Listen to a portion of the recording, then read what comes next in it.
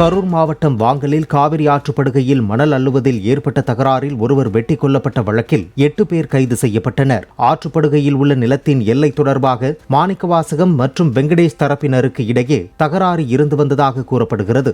அப்போது மணல் அள்ளியதற்கு எதிர்ப்பு தெரிவித்த மாணிக்கவாசகத்தை வெங்கடேஷ் தரப்பினர் வெட்டிக் கொன்றதாக கூறப்படுகிறது. இதில் மாணிக்கவாசகத்தின் தம்பி உள்பட 4 பேர் படுகாயமடைந்தனர்.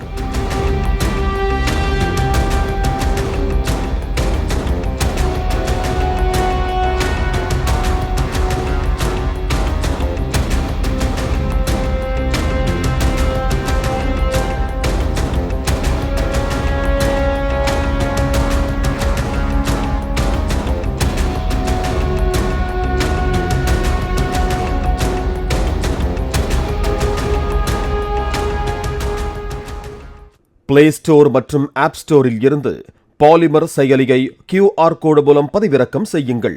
செய்திகளை உடனுக்குடன் பெறுங்கள்.